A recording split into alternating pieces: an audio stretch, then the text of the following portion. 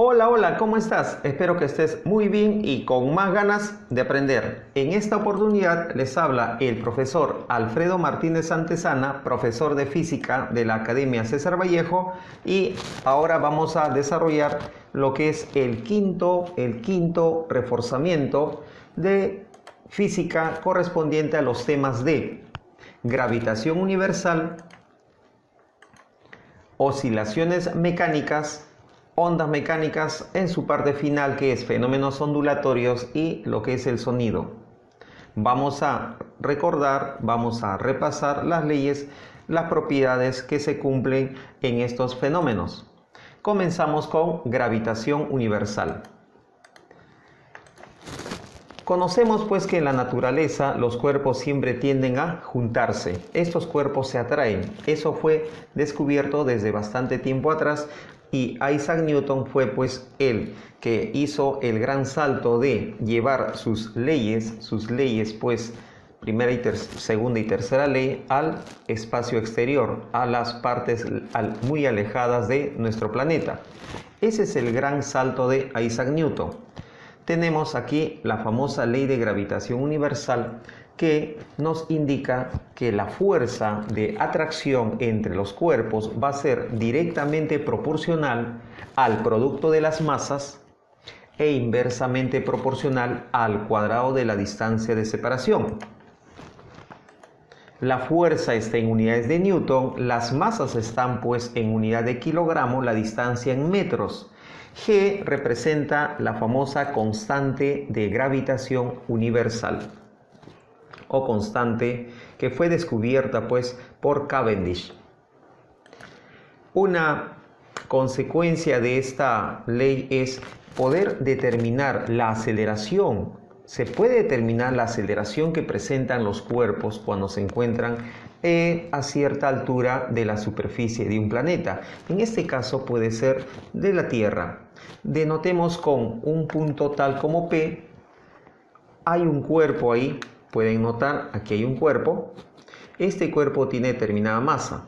Ese cuerpo en ese lugar experimenta una aceleración, denominada aceleración debida a la gravedad o simplemente aceleración de la gravedad, la cual pues ya siempre está dirigida hacia el centro de la Tierra o en general del planeta, y se define como la fuerza de gravitación por unidad de masa. Así se determina la aceleración de la gravedad en ese punto. En este caso también será la aceleración de la gravedad de ese cuerpo. La unidad correspondiente es Newton por kilogramo o metro por segundo al cuadrado. Son equivalentes. En módulo tendríamos pues que el valor de la aceleración de la gravedad en ese punto es igual al módulo de la fuerza de gravedad dividida entre la masa. Vamos a deducir que esa aceleración es independiente de la masa ubicada en dicho punto, reemplazando lo que ya conocemos por acá en la ley de gravitación. Esta lo vamos a reemplazar acá. ¿Correcto? Y ahí, ¿qué vemos? ¿Qué puedes notar ahí? Se cancela la masa ubicada en dicho punto. Por lo tanto, es independiente. No interesa si en ese punto tú tienes un kilogramo, un gramo o quizá una tonelada. Al final voy a tener en ese punto la misma aceleración debida a la gravedad o simplemente aceleración de la gravedad. ¿De qué va a depender? Solamente de la masa del planeta, que acá estamos considerando en nuestro ejemplo la Tierra, y de la distancia del centro del planeta, tomando en cuenta pues que es esférica, de la distancia del centro del planeta hacia el punto, elevado al cuadrado. ¿Correcto? Vamos a desarrollar un ejemplo tomando en cuenta la ley de gravitación de Isaac Newton. Dice, calcular la fuerza gravitacional en Newton que la Tierra ejerce sobre un astronauta de 75 kilogramos, quien está reparando el telescopio espacial Hubble a una altura de 600 kilómetros sobre la superficie terrestre. Considere que en la superficie terrestre se tiene una aceleración debido a la gravedad de 9,8 metros por segundo al cuadrado, y también toma en cuenta que el radio de la Tierra es 6.400 kilómetros. Nos está pidiendo cuánta fuerza está experimentando el astronauta. Vamos a representar los datos. Aquí tengo al astronauta siendo atraído por la Tierra. La fuerza de gravitación o fuerza de gravedad es una fuerza central. Está apuntando hacia el centro del planeta, en este caso la Tierra. Debo calcular cuánto es esa fuerza de gravitación. La masa del astronauta es 75 kilogramos. Está a una altura de 600 kilómetros. Y sabemos que G en la superficie, ¿qué te parece? Lo voy a denotar como G sub S. Es de 9,8 metros por segundo al cuadrado. Y no te olvides que también tengo el radio de la Tierra. Aproximadamente 6.400 kilómetros. Y aquí vamos a aplicar nuestra ley de gravitación. Aquí está. ¿Qué nos dice? La fuerza de gravitación va a ser igual a la constante de gravitación por el producto de las masas, en este caso de la Tierra y del astronauta, dividida entre la distancia. Bueno, compara las dimensiones del astronauta con las dimensiones de la Tierra. Prácticamente el astronauta, sus dimensiones es un punto, comparando las dimensiones pues, de este astronauta con el de la Tierra. La distancia elevado al cuadrado. Vamos a reemplazar la constante de gravitación multiplicado por la masa de la Tierra, multiplicado, ¿sí? ¿Con quién? Con la masa del astronauta sobre. La distancia vendría a ser toda esta distancia, ¿no? Desde el centro hasta la ubicación del astronauta, todo esto. Y esa distancia viene a ser el radio de la Tierra más la altura a la cual se encuentra el astronauta. Lo voy a denominar ecuación 1. Mira, este dato es importante. La aceleración de la gravedad en la superficie, que seguramente tú lo llamarás gravedad en la superficie o simplemente gravedad del planeta, ¿sí? ¿Es igual a qué? Es igual a 9,81 metros por 9,8 metros por segundo al cuadrado, que a su vez es G, la constante de gravitación, más de la Tierra sobre el radio de la Tierra al cuadrado. Voy a despejar G, esta expresión G por la masa de la Tierra. Y ya que la masa de la Tierra no conozco, quizá me haya olvidado ya la constante de gravitación, lo voy a despejar. Tendríamos esto, que G, la constante por la masa de la Tierra, es igual a la gravedad en la superficie por el radio de la Tierra elevado al cuadrado. ¿Dónde voy a reemplazar esto? Por aquí. ¿Te acuerdas? Me quedé en esta expresión 1. Aquí justo tengo G por la masa de la Tierra. Reemplazando en 1. Ahí está. G por la masa de la Tierra lo tengo acá arriba. ¿Sí? Reemplazo y me queda la siguiente expresión. G en la superficie por el radio de la Tierra al cuadrado por la masa del astronauta sobre el radio de la Tierra más la altura, todo eso elevado al cuadrado. Y tengo toda esa información, ¿sí o no? ¿Cuánto es G en la superficie? Es 9,8. El radio de la Tierra es 6.400 kilómetros. Eso sí, tienes que llevarlo a metros. ¿Sí? Tienes que llevarlo a metros. La masa del astronauta es 75 kilogramos. Radio de la Tierra es 6.400. La altura es 600 kilómetros. Cuidado, debes llevarlo a metros. Al final vas a tener que operar y tenemos pues nuestra respuesta. La fuerza de gravitación que experimenta el astronauta por parte de la Tierra es de 614,4 newton. ¿Cuál es la alternativa a marcar? La A. Muy bien. Interesante el ejercicio, bastante aplicativo. ¿Sí? Bastante aplicativo. ¿Qué les parece otro ejercicio? Pasemos al siguiente ejercicio. Dice, un satélite gira en una trayectoria circunferencial en torno a un planeta. Cuidado, no es la Tierra, no te dicen que es la Tierra, siendo su radio de la órbita, o sea, la órbita del satélite, de 10 a la 8 metros. Si el satélite tiene una rapidez de 10 al cubo metros por segundo, 10 al cubo es 1000, o sea, 1000 1000 metros, 1 kilómetro por segundo. Y una masa, el satélite, de 800 kilogramos. Determine la masa del planeta. Interesante, con esos datos yo puedo determinar la masa del planeta. Aquí sí, mira, te están dando la constante de gravitación, lo que no te daban en la anterior aplicación. ¿Sí? Se ve que interesa. Muy bien, vamos a determinar esa masa del planeta. Como el satélite está orbitando, describe pues una trayectoria circunferencial, habrá un radio, habrá una rapidez angular, habrá una rapidez tangencial. ¿Te acuerdas del tema de movimiento circunferencial uniforme? Muy bien. Las leyes de Newton te permiten pues explicar el comportamiento de los cuerpos, el movimiento de los cuerpos. Para explicar el movimiento de este satélite alrededor del planeta, voy a recurrir a la segunda ley de Newton. ¿Qué datos tengo acá? Tengo el radio del satélite, no es el radio del planeta, cuidado. Tengo la rapidez del satélite, es una rapidez tangencial, 10 al cubo metros por segundo. Y también tengo la masa del satélite, ¿cierto? Muy bien, ¿te es familiar toda esa información? Sí, voy a utilizar mi segunda ley. Fuerza centrípeta, masa del satélite por la rapidez del satélite elevado al cuadrado sobre el radio de su órbita, el radio de la trayectoria, ¿cierto? Donde la fuerza centrípeta vendría a ser pues la fuerza de gravitación. Esa fuerza que ejerce el planeta sobre dicho satélite. ¿Correcto? Muy bien, vamos a reemplazar entonces esa información.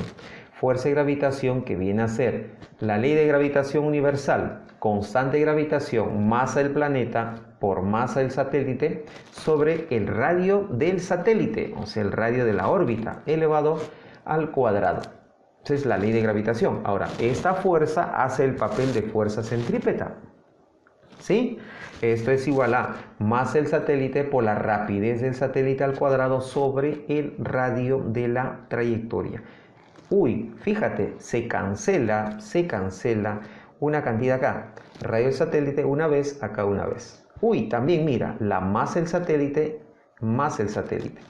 Y al final me va a quedar una expresión más reducida, ¿sí? Una expresión más reducida. La constante de gravitación por la masa del planeta entre el radio del satélite es igual a la rapidez al cuadrado. Vamos a reemplazar los datos, la constante de gravitación. Mira, eso me dan en el texto, ¿te acuerdas? No había que deducir, te dan en el texto. 6,67 por 10 a la menos 11. Masa del planeta sobre 10 a la 8, que es el radio del satélite, igual a 10 al cubo al cuadrado. Operando, me va a salir la masa del planeta, 15 por 10 a la 24. Interesante, interesante. Mira, con la segunda ley de Newton, ¿cómo puedo determinar la masa de un planeta? Muy interesante, ¿sí o no? ¿Cuál es la alternativa a marcar? 1,5 por 10 a la 24. La alternativa es la B, ¿correcto? Ahí está, la B. Muy bien. Mientras que las leyes de Newton te permiten pues entender mejor el movimiento de los cuerpos, ¿ya? La cinemática no. La cinemática tiene una limitación. Mientras que en la cinemática solamente me interesa el cómo del movimiento, con las leyes de Newton ya tengo el porqué. Pero una época antes de Newton, ¿no? Bastante años antes de Newton, tenemos pues que a Kepler, tenemos a Galileo. Tenemos ahora las leyes de Kepler, que también te permiten entender el movimiento de los planetas, los cometas, las estrellas. Obviamente en su época, en su debida época, pues Kepler solamente estudió, no solamente él, sino otros estudiaron solamente los planetas alrededor, su movimiento de los planetas alrededor del Sol. Kepler era fanático, era hincha de Copérnico, que plantea la famosa teoría heliocéntrica, quedando en desuso la teoría geocéntrica. La Tierra no es el centro del universo, En esa época, pues algunos planteaban ello. En esa época también planteaban pues que es el Sol el centro del universo. Para esa época, la famosa teoría heliocéntrica. Había bastantes observaciones. Aparte pues de Kepler tenemos a Tycho Brahe. También hizo bastantes observaciones. ¿Listo? Y se juntan todas las observaciones, las anotaciones, toda una estadística y se desarrolla, se plantea las famosas 3 leyes de Johannes Kepler, donde la primera ley te dice solamente pues que los planetas describen órbitas elípticas alrededor del Sol y el Sol está ubicado en uno de los focos de la elipse. Debes recordar pues que en la parte de cónicas en geometría, si tengo una elipse, tengo dos focos. Los voy a llamar foco F1, F2 a lo largo del llamado eje mayor. Eje mayor. ¿Listo? Es la figura conocida como elipse. Ley de las órbitas, también se le llama la primera ley de Kepler, en donde los planetas pues al estar pasando más cerca al Sol tienen una máxima velocidad y cuando están muy alejadas del Sol una mínima velocidad. Los puntos cercanos al Sol se denomina pues perihelio y cuando tengo el punto muy alejado del Sol el famoso afelio. En el perihelio la velocidad es máxima del planeta y donde será mínima en el afelio. La segunda ley de Kepler es la ley de las áreas, que nos dice pues que las áreas son directamente proporcionales a los tiempos transcurridos. Aquí en la figura puedes notar pues que para este tiempo T1, el planeta ya se traslada de esta posición a esta posición. ¿A qué área se refiere? A esta área. El área barrida por el radio vector. El radio vector simplemente es aquel vector. Si este es la trayectoria elíptica, aquí está el Sol y aquí está el planeta. Ahí está el radio vector, vector R1. Cuando está por acá el planeta, ahí está el radio vector R2. Cuando el planeta está girando, está orbitando, el radio vector determina una región. Esa región tiene área. Tiene área esa región. Tiene área esa región. Se refiere a esas áreas. Los tiempos son proporcionales a dichas áreas. Tengo esa expresión matemática, área A1 entre el tiempo T1, área A2 entre el tiempo T2 y así. Eso es siempre una constante. Y esto a su vez es igual al área de la región elíptica, o sea, toda la elipse dividido entre todo el tiempo. El tiempo para dar toda la órbita, ¿cómo se denomina? ¿Te acuerdas? Se denomina periodo. ¿Sí? Se denomina periodo. T normalmente se le representa con la letra T mayúscula. Normalmente. Muy bien. Seguimos. La famosa tercera ley de Kepler, que es una ley muy importante que suele tomarse bastante en preguntas de evaluación, en preguntas de examen de admisión a las universidades, en el tema de gravitación universal. La tercera ley tiene que ver con los periodos, con lo que estaba refiriéndome hace instantes, el periodo y también lo que es una distancia media o radio medio. ¿A qué me refiero? Aquí está la trayectoria elíptica, el Sol en uno de los focos, la distancia entre el Sol, que está por acá, y el punto más próximo, ¿te acuerdas? El famoso perihelio. La distancia es una distancia mínima. Y cuando está pasando el planeta por la parte más alejada, que es el afelio, la distancia del Sol hacia dicho punto llamado afelio es una distancia máxima. La suma de esas dos distancias entre dos es lo que vamos a denominar radio medio, que no es otra cosa que la mitad del eje mayor. todo el eje mayor, la mitad es el famoso radio medio. ¿Y para qué me interesa el radio medio? Es que la tercera ley de Kepler hace referencia a ello. Los cuadrados de los periodos son directamente proporcionales a los cubos de los radios medios. Y eso es lo que voy a mostrar a continuación. Fíjate, los cuadrados de los periodos son directamente proporcionales a los cubos de los radios medios, donde la constante viene a ser lo siguiente: 4pi al cuadrado dividido entre la constante de gravitación por la masa del Sol. Esa viene a ser la constante. Conocemos pues que G es 6,67 por 10 a la menos 11, la unidad correspondiente Newton metro cuadrado por kilogramo cuadrado, la famosa constante de gravitación. Muy bien, pasemos a desarrollar un ejemplo al respecto. Tengo dos satélites se desplazan alrededor de la Tierra siguiendo órbitas circunferenciales de radios R1 y R2. Si R1 es igual a 16 veces R2, son radios, determine la relación entre las rapideces V1 y V2 de los satélites. Tengo dos satélites. Lo interesante es que las leyes de Kepler se pueden aplicar, extender también a satélites, se pueden aplicar, extender a cometas. Claro, en su debido momento era solamente para los planetas, y eso no eran todos los planetas del sistema solar, ¿ya? Pero en la actualidad ya se puede aplicar a inclusive los cometas. Vamos a aplicar a satélites, ¿no?, que están orbitando alrededor de un planeta determinado.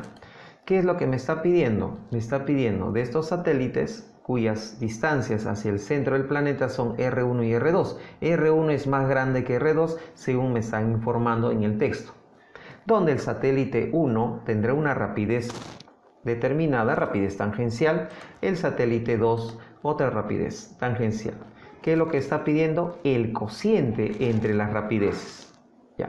Sabemos que por movimiento circunferencial uniforme que la rapidez tangencial es igual a la rapidez angular por el radio, y a su vez que la rapidez angular es igual a ¿qué? A 2pi entre el periodo. ¿Te acuerdas del tema de MCU? ¿Sí?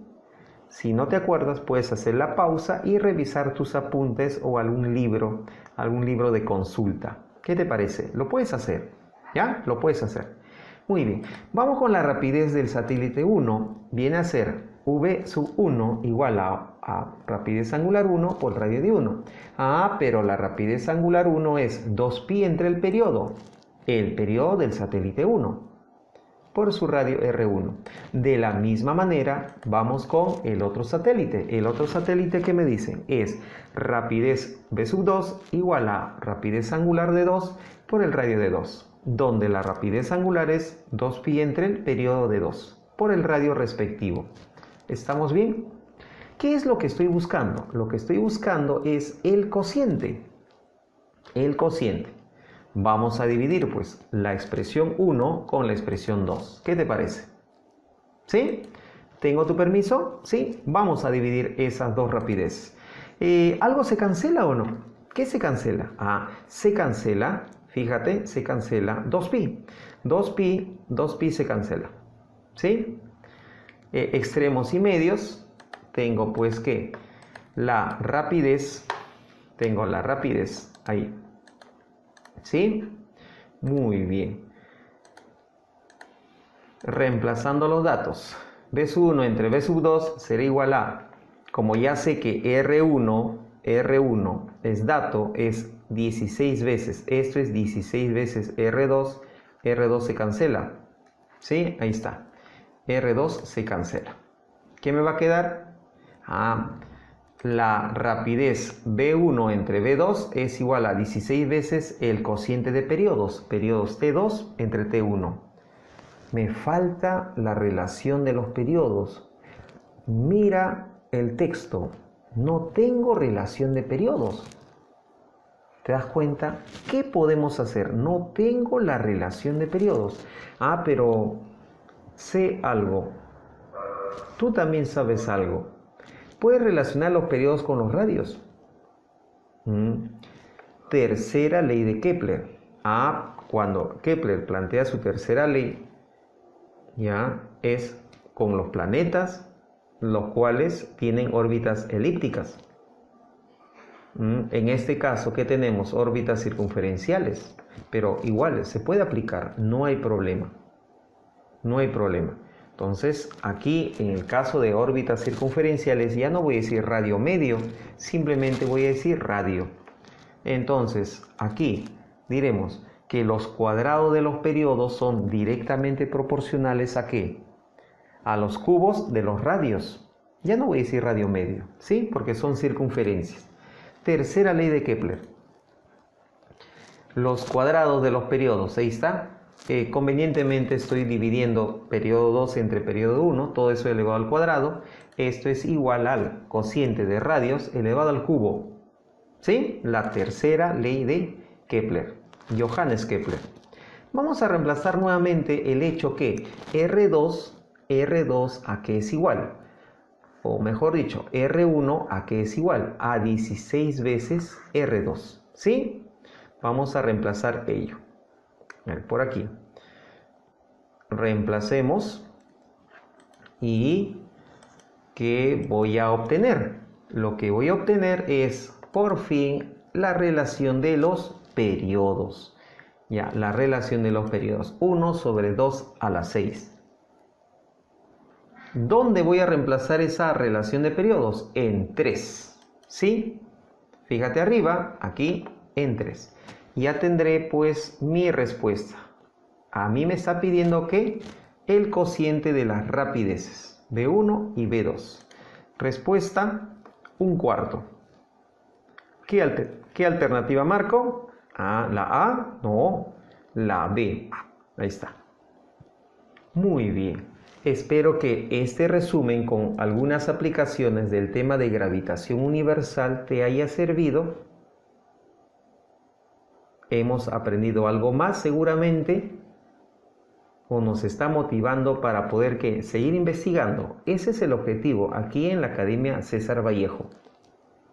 Ahora vamos a desarrollar la siguiente parte, el siguiente resumen, que es el tema de oscilaciones. Empezamos con oscilaciones. Hablamos del movimiento armónico simple como el movimiento oscilatorio más sencillo que hay, en donde hay condiciones para decir que ese movimiento es del tipo movimiento armónico simple. Empezamos estudiando ese movimiento sencillo tomando en cuenta ese sistema denominado oscilador, constituido por una masa, un cuerpo, no necesariamente tiene que ser esférico, ¿ya? Y un resorte ideal. Un resorte ideal es aquel que se desprecia su masa. ¿Qué pueden notar en cada uno de estos cuerpos? Que está describiendo un movimiento de vaivén. En el caso de un oscilador horizontal, va hacia la derecha, izquierda, derecha, izquierda. Es un vaivén. En el caso del oscilador vertical, hacia arriba, hacia abajo, hacia arriba, hacia abajo. Un vaivén. ¿Sí? Muy bien. Siempre estas oscilaciones se van a dar en torno a una posición intermedia denominada pues posición de equilibrio. ¿Y yo cómo identifico la posición de equilibrio? Es aquella en donde la fuerza resultante es igual a 0. En el caso del oscilador, en el caso de un oscilador horizontal, donde la posición se denomina posición de equilibrio, aquel donde no hay deformación en el resorte. En cambio, tener mucho cuidado cuando estés enfrentándote a un oscilador vertical. La posición de equilibrio, ahí sí existe ¿qué? Sí existe deformación. En un oscilador vertical, en la posición de equilibrio, sí existe deformación. Tener mucho cuidado ahí. ¿Listo? Pero siempre se va a dar esto, que en la posición de equilibrio la fuerza resultante es igual a 0. El cuerpo ya va a oscilar respecto a la posición de equilibrio alejándose lo máximo posible una longitud denominada amplitud. La amplitud es el máximo alejamiento respecto a la posición de equilibrio. Algunas veces llaman máxima elongación. A veces llaman máxima elongación. ¿Qué características tengo en estos cuerpos que presentan movimiento armónico simple? Que el movimiento es de vaivén, movimiento oscilatorio, ida y vuelta, va y ven, va y ven. Y existe lo que se denomina ¿qué? Un tiempo repetitivo, un tiempo en que se repite lo mismo. Entonces este movimiento es periódico, tiene periodicidad, tiene repetitividad. Se repite lo mismo cada cierto tiempo y ese tiempo se denomina periodo. La trayectoria, ¿qué es? Rectilínea. Y lo más importante es que este cuerpo que está en su movimiento de vaivén experimenta una fuerza resultante, experimenta una fuerza resultante que es directamente proporcional a una posición opuesta a la posición. Es directamente proporcional al opuesto de su posición. Mira este signo. Te está indicando que es opuesta, o sea, la fuerza resultante es opuesta a la posición que presenta el cuerpo. En el caso de trabajar en un oscilador horizontal, se le asocia la posición X. ¿Te acuerdas de las abscisas? ¿Listo? Entonces, la posición se le asocia la X. En el caso de un oscilador vertical, ya no vas a indicar la posición con X, sino con Y. ¿Te acuerdas de las ordenadas? ¿No? Abscisas, ¿no? Eje X, ¿te acuerdas? Abscisas. Y en la vertical, ¿qué es? Ordenadas. Entonces, en todo movimiento armónico simple siempre vas a tener esa fuerza resultante que es opuesta a la posición, o sea, directamente proporcional al opuesto de la posición. ¿Ya? Bien. Donde B es una constante, ¿ya? Donde B es una constante, y esa constante va a depender bastante del contexto de la situación, ¿no?, que estás estudiando. Nosotros, ¿no?, en un nivel básico, en un nivel como llaman preuniversitario o antes de la universidad, es la constante del resorte. Nuestro sistema a estudiar es ese sistema constituido por el cuerpo y el resorte, donde la B, la letra B, que es la constante de proporcionalidad, viene a ser la constante elástica o constante de rigidez. ¿Te acuerdas de esa constante? Que también lo has visto en fuerza elástica, lo has visto en energía potencial elástica. ¿Sí? Sí te acuerdas. Muy bien. Esa es nuestra constante ahí, en el estudio que estamos haciendo. Bien, sigamos estudiando este movimiento llamado movimiento armónico simple. Este movimiento, como te venía indicando, una de sus características es que tiene periodicidad, tiene un periodo. ¿El periodo qué es? No es una longitud, el periodo no es un fenómeno, el periodo es un tiempo. Para estudiar de manera sencilla el movimiento armónico simple, como estás viendo acá, el movimiento armónico simple del bloque, voy a valerme del movimiento circunferencial uniforme, que sí es muy conocido por ti, ¿sí? Para estudiar de manera más didáctica, más sencilla, ¿no?, de manera más sencilla el movimiento armónico simple, voy a utilizar el movimiento antihorario de una partícula con MCU, donde la amplitud, ¿te acuerdas? La amplitud es el máximo alejamiento respecto a la posición de equilibrio. ¿Sí? ¿Te acuerdas? El máximo alejamiento respecto a la posición de equilibrio. La amplitud viene a ser el radio de la trayectoria circunferencial de la partícula con MCU, que está girando en el sentido antihorario. ¿Sí? Fíjate en ese GIF, en esa animación, ello. ¿Qué es lo que debo rescatar de acá? Hasta el momento debo rescatar lo siguiente, los periodos. El tiempo que demora el cuerpo con movimiento armónico simple en hacer un va y ven, es decir, una oscilación, ese tiempo también es el que demora la partícula con MCU en dar una vuelta. ¿Sí o no? En dar una vuelta. Entonces, eso hay que aprovechar. El periodo en el movimiento armónico simple, denotado con T, es igual al periodo en el MCU, denotado también con T. Muy bien, en el MCU también viste esto. La rapidez angular es 2pi entre el periodo. O también el periodo es 2pi entre la rapidez angular. ¿Puedo rescatar lo último? Sí, vamos a rescatar esto. Y tener esto, El periodo en el movimiento armónico simple va a ser 2pi entre omega o W, como quieras llamarlo. ¿Qué viene a ser para nosotros el omega? El omega para nosotros ahora va a ser denominado frecuencia angular o frecuencia cíclica. Profesor Alfredo, ¿no que era rapidez angular? Cuidado, en el MCU se denomina rapidez angular, pero en el movimiento armónico simple no lo llames rapidez angular.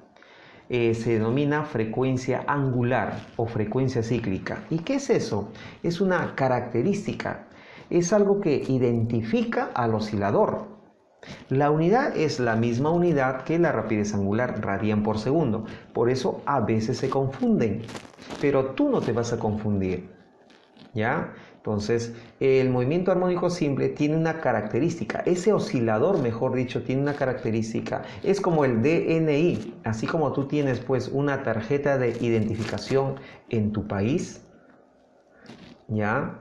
Lo que en Perú es Documento Nacional de Identidad, el DNI, este oscilador tiene también una característica y es llamada frecuencia cíclica o frecuencia angular. Es algo muy importante, tenlo en cuenta.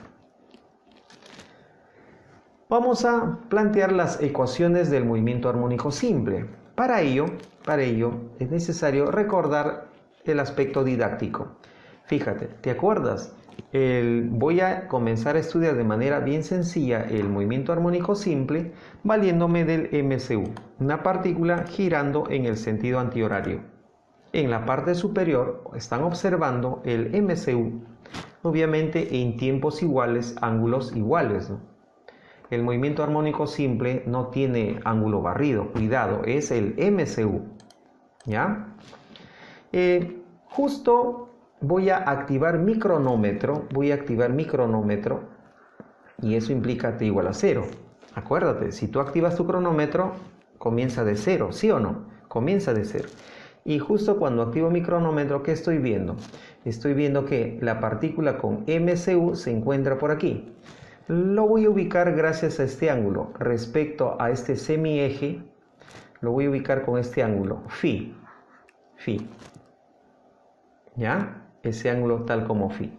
Ese es en el MCU, pero en el movimiento armónico simple, justo en t igual a 0, ya al objeto que está oscilando, a partir de la posición de equilibrio, lo voy a ubicar con esta posición. Lo voy a llamar posición inicial. ¿Ya? Posición inicial. Hago transcurrir un cierto tiempo, tal como t. Ahora la partícula con MCU se encuentra en otra posición. Lo que estoy utilizando, lo que estoy haciendo en este momento es algo didáctico para poder recordar, ¿ya? Para poder deducir, ¿ya? Lo que se denomina la ecuación del movimiento. ¿Ya? Lo que estoy haciendo es algo práctico. Aquí, luego de un cierto tiempo tal como t, la partícula con MCU se encuentra por acá y el cuerpo con movimiento armónico simple se encuentra por acá, en esta posición x en función del tiempo. Y para el caso de la partícula con MCU vendría a ser ¿cuál? A ver, ahí está.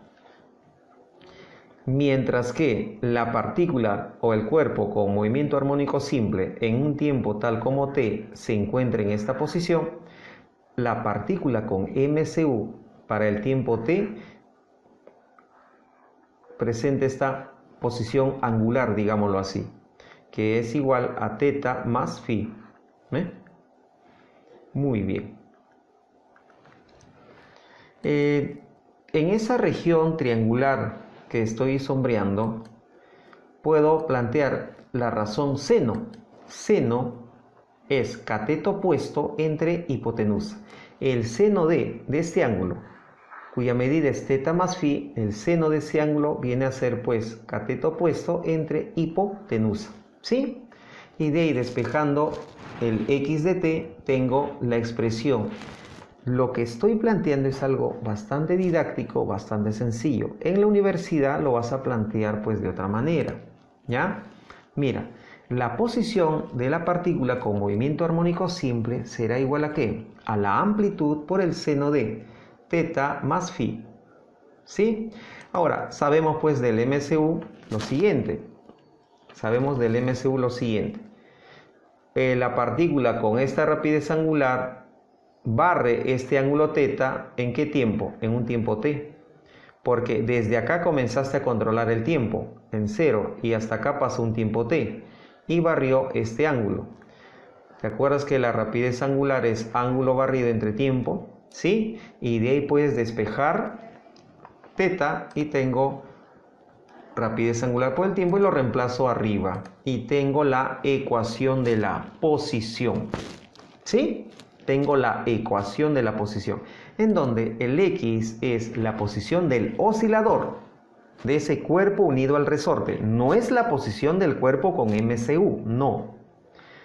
A es la amplitud de las oscilaciones, ¿te acuerdas? La amplitud es el máximo alejamiento respecto a la posición de equilibrio, ¿sí? ¿Te acuerdas? Muy bien. Phi viene a ser llamado también fase inicial o ángulo de fase inicial. Si tú quieres hallar el ángulo de fase inicial, simplemente eliminas esto. ¿Y cómo lo eliminas? Diciendo t igual a 0. Con t igual a 0 eliminas esta parte y podrías calcular el ángulo de fase inicial. Interesante, un poquito más de matemática. Tenga presente que la fase inicial se mide desde la posición de equilibrio en sentido antihorario hasta la posición donde el tiempo es 0. Ya, mira, ¿cómo puedo hallar la fase inicial ya con un poquito de geometría? Ya no tanto con matemática, como lo hice hace instantes. ¿Cómo puedo hallar la fase inicial? La fase inicial lo puedo hallar midiendo a partir de acá hasta cuando tiempo vale 0. Todo este ángulo, Ahí está la fase inicial. A eso se refiere el texto. Muy bien. Ten presente siempre la matemática. Tú sabes muy bien que la matemática es una herramienta muy importante para la física, ¿sí? Y con la matemática se verifica, se demuestra los siguientes aspectos. La ecuación para la velocidad. Si tienes ya una matemática un poquito más avanzada, la velocidad es derivada de la posición respecto al tiempo, ¿sí? Aquí tengo la velocidad. Omega por A, coseno omega t más phi. Tengo la ecuación para la velocidad. De ahí puedes darte cuenta que, con un poquito de matemática, que omega por A representa la máxima velocidad. ¿Te acuerdas que el coseno a lo mucho es 1? Si yo quiero una velocidad máxima, simplemente haría que el coseno sea 1. Entonces la velocidad máxima es omega por A. Con un poquito de matemática. En la posición de equilibrio se presenta la velocidad máxima. La velocidad mínima se presenta en los extremos, la velocidad 0. Si tú quieres hallar el valor de la velocidad al cual se le llama rapidez en función de la posición, vas a recurrir a la siguiente expresión. Siempre y cuando te quieras relacionar la rapidez con la posición, ahí tienes la última ecuación. Rapidez es igual a rapidez angular. No digas rapidez angular. ¿Qué es omega aquí? Es frecuencia angular. Frecuencia angular por la raíz cuadrada de la amplitud al cuadrado menos la posición al cuadrado. Así como tengo la ecuación de la velocidad, también tengo la ecuación de la aceleración en el movimiento armónico simple. Recordad todo eso, mira. ¿Qué viene a ser A por el seno de omega t más phi? A por el seno de omega t más phi. ¿Qué viene a ser? A por el seno de omega t más phi. X, la posición. Entonces, vamos a rescatar eso también. La aceleración es menos omega cuadrado por X. Profesor, ¿por qué está haciendo eso, profesor Alfredo? Para explicarte que el signo negativo te indica pues que la aceleración es opuesta a la posición. No vayas a pensar que la aceleración es negativa. la aceleración siempre está apuntando hacia la izquierda. No, no, no, no, no, no. Ese signo lo que te indica es que es opuesta a la posición. Ten mucho cuidado, ¿ya? Ten mucho cuidado ahí. Tengo la ecuación para la aceleración. Ahora, quiero saber la máxima aceleración. Quiero saber la mínima. Claro, en la posición de equilibrio la aceleración es mínima, es 0, y en los extremos es máxima. Y ese valor máximo es omega cuadrado multiplicado por la amplitud. Omega, acuérdate, es la frecuencia angular o frecuencia cíclica. Y si yo quiero la aceleración en valor en cualquier posición, también quiero determinar la dirección. O sea, no solamente quiero el valor, solamente quiero la dirección también. Ahí está la ecuación. Lo que hemos deducido hace rato. Deduje eso, ¿cierto? Se ha deducido eso hace rato. Que la aceleración es menos omega al cuadrado por la posición. Bien, en esta diapositiva puedes observar prácticamente casi todas las ecuaciones que suelen utilizarse en una evaluación para un examen de ingreso. Muy bien. Ya hemos utilizado nuestra cinemática, el MCU, cinemática. Ahora vamos a utilizar nuestra dinámica. ¿Te acuerdas la segunda ley de Newton? Voy a hacer el diagrama de cuerpo libre, o tú puedes hacer el diagrama de cuerpo libre del cuerpo que está oscilando. Así sea el oscilador horizontal, vertical o quizá esté en un plano inclinado. Si tú haces el DCL, el diagrama de cuerpo libre o diagrama de fuerzas, te vas a dar cuenta que la fuerza resultante sobre el cuerpo que oscila es variable. Depende de la posición. Y la posición cambia. Pues la fuerza resultante es variable. Entonces la aceleración también es variable. No voy a pensar pues que este movimiento armónico simple tiene aceleración constante. No, señor. Ten mucho cuidado. Voy a utilizar mi segunda ley de Newton. ¿Ya? No vayas a pensar que la segunda ley de Newton solamente se utiliza a MRV, movimiento rectilíneo uniformemente variado. No, no, no, no. Lo puedo aplicar acá también. Fuerza resultante, masa por aceleración. La fuerza resultante viene a ser ¿quién? Para nuestro caso del oscilador horizontal, la fuerza de gravedad o peso se está eliminando, cancelando con la fuerza normal. La fuerza de gravedad se cancela. ¿Quién solamente quedaría? Quedaría la fuerza elástica. La fuerza elástica viene a ser la fuerza resultante. En cualquier posición, la fuerza elástica viene a ser pues que la resultante, K por X. Estoy tomando solamente en módulo, porque si somos estrictos, la fuerza resultante como vector es la fuerza elástica, vendría a ser menos K por X.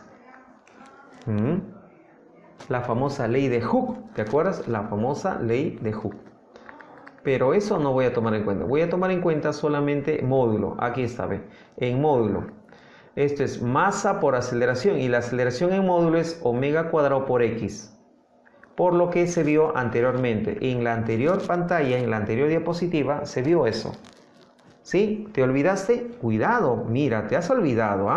La aceleración es menos omega cuadrado por X. ¿Te acuerdas? Ya, pero si yo quiero solamente en módulo será así, omega cuadrado por X solito. Eso es lo que estoy reemplazando acá. Gracias a la segunda ley de Newton obtengo que se va a cancelar X y tengo, ¿te acuerdas que en el movimiento armónico simple el omega no se llama rapidez angular, se llama frecuencia angular, frecuencia cíclica? Así como a ti te identifica un documento que es propio, es intrínseco, está ligado a ti, igual al oscilador pues lo identifica algo llamado frecuencia angular o frecuencia cíclica. Es una característica del oscilador. Mira, estamos obteniendo su valor. Estamos obteniendo su valor. En las anteriores diapositivas solamente habíamos planteado esto. El periodo en el movimiento armónico simple es igual a 2pi entre la frecuencia angular. Esa era nuestra limitación. Hasta ahí nomás habíamos llegado, ¿sí? Pero ahora, gracias a la segunda ley de Newton, estamos descubriendo esto, que la frecuencia angular es raíz cuadrada de la constante del resorte, cuya unidad es Newton por metro, la masa que oscila, cuya unidad es el kilogramo. Ahora lo voy a reemplazar, pues. ¿En dónde? Acá. Lo vamos a reemplazar. ¿Qué te parece? ¿Interesante? Lo vamos a reemplazar. Y ahí va el reemplazo. Omega 2pi entre el periodo y tenemos una ecuación súper importante. ¿Ya? Una ecuación súper importante. Si estás tomando apuntes, en este momento aprovecha. Esa ecuación es muy importante. ¿Ya? ¿Cómo determinar el periodo de oscilaciones del cuerpo que está ligado al resorte? Así el oscilador sea horizontal, así el oscilador sea vertical, esa ecuación funciona. Así el oscilador esté en un plano inclinado, esa ecuación funciona. Sí, funciona. ¿Ya? Ten presente entonces ello. Muy bien. Ahora vamos a ver la parte final. Dejemos ya la segunda ley de Newton, un análisis dinámico del más. Ahora vamos a ver un análisis energético. Durante las oscilaciones, ya sea en uno horizontal o un vertical, siempre voy a tener, pues, ¿qué? Trabajo de fuerzas conservativas. Y eso implica, pues, que la energía mecánica se conserva. ¿Y qué energía mecánica hago referencia acá? En el caso del oscilador horizontal, tengo energía cinética y energía potencial elástica solamente. Solamente voy a limitarme en la parte de energía al oscilador horizontal, en donde si llevo el comportamiento energético a mi plano cartesiano, donde el eje X, el eje de las abscisas, va a ser el eje de las posiciones, y el eje Y, el eje de las ordenadas, va a ser el eje de la energía. Mira cómo se comporta la energía potencial elástica en el oscilador. ¿Quién tiene la energía potencial elástica? No es la masa, es el resorte, pero el resorte es parte del oscilador. Ahí está la energía potencial elástica. Justo en X igual a 0, que es la posición de equilibrio, donde no hay deformación, la energía potencial elástica es nula. En los extremos, donde la deformación pues es máxima, ¿sí? Tengo pues la energía potencial elástica máxima. Y esta es la gráfica de la energía cinética. La energía cinética, ¿cómo se termina? Bueno, sabemos que es la mitad de la masa por la rapidez elevado al cuadrado. Algo que deben tener siempre en cuenta es que en el oscilador horizontal la energía mecánica se conserva. En cualquier posición que tú tomes en cuenta para la masa que oscila, la cinética más la potencial siempre va a ser constante. Puedo tomar las posiciones extremas, puedo tomar la posición de equilibrio. Si yo tomo ya las posiciones extremas, en el extremo la velocidad es nula. Acuérdate, en el extremo la velocidad es nula. Entonces, cinética es 0. Entonces la potencial sería pues 1/2 de K por la amplitud al cuadrado. Ahí está la energía potencial elástica en el extremo. Justo es igual a ¿qué? A la energía mecánica del sistema. Fíjate, la energía mecánica del sistema. Y si yo tomo la posición de equilibrio, en la posición de equilibrio ya no existe pues ¿qué? En la posición de equilibrio ya no existe deformación en el resorte. Entonces ya no hay energía potencial elástica, pero ahí tengo la velocidad máxima. Entonces, en la posición de equilibrio, toda la energía mecánica viene a ser la energía cinética máxima. Y eso es lo que estoy notando también en esta diapositiva. ¿Correcto? Muy bien. Debes tomar apuntes al respecto porque la parte de energía es muy importante. Vamos a verlo en ejemplo. Ejemplo 4. Dice, un bloque de masa desconocida se une a un resorte de constante elástica igual a 6 Newton por metro y experimenta un movimiento armónico simple con una amplitud de 10 centímetros. Mira, hasta ahí ya tengo la constante y también tengo pues ¿qué? La amplitud. ¿Estás tomando nota? Claro, inténtalo. Si deseas, haces la pausa y puedes resolverlo. ¿Tú eres capaz? Sí, tú eres capaz. Voy a seguir. Cuando la masa está a 5 centímetros de su posición de equilibrio, su rapidez tiene un valor de 30 centímetros. Entonces la masa del bloque es, muy bien, vamos a representar, vamos a graficar ello. Me está pidiendo la masa del bloque. Muy importante cuando tú desarrolles un ejercicio del tema de movimiento armónico simple es que dibujes al cuerpo en los extremos y en la mitad. En los extremos, ¿te acuerdas? La velocidad es 0 y en la mitad la velocidad es máxima. Ahí tengo esa información de amplitud igual a 10 centímetros. Bien, me está diciendo que en una posición de 5 centímetros, ¿ya?, hacia la derecha, ¿ya?, la rapidez es de 30 centímetros por segundo. Mira que no me indican si está hacia la derecha. Puedo también dibujarlo pues por el lado izquierdo. Como el ejercicio no está indicando ello, entonces estoy tomando por el lado derecho, donde la rapidez es de 30 centímetros por segundo. Tengan mucho cuidado con las unidades, ¿ah? Me dice que determine la masa, ¿sí? ¿Te acuerdas la ecuación donde tenemos la rapidez en función de la posición? Ahí está. Esa ecuación voy a utilizar. La rapidez, me quedo con centímetros por segundo, ahí está. Omega es la frecuencia angular, raíz cuadrada de la amplitud 10 centímetros, me estoy quedando con centímetros. Miren, en el lado izquierdo la rapidez 30 centímetros por segundo, ya me quedo con los centímetros, y en el lado derecho también me quedo con los centímetros. Se van a cancelar los centímetros. Amplitud 10 elevado al cuadrado, la posición X es 5 elevado al cuadrado. Tengo que la frecuencia angular no es rapidez angular, es frecuencia angular 2 raíz de 3 radian por segundo. Esa es la frecuencia angular, pero a mí me están pidiendo la masa. ¿Y dónde está la masa?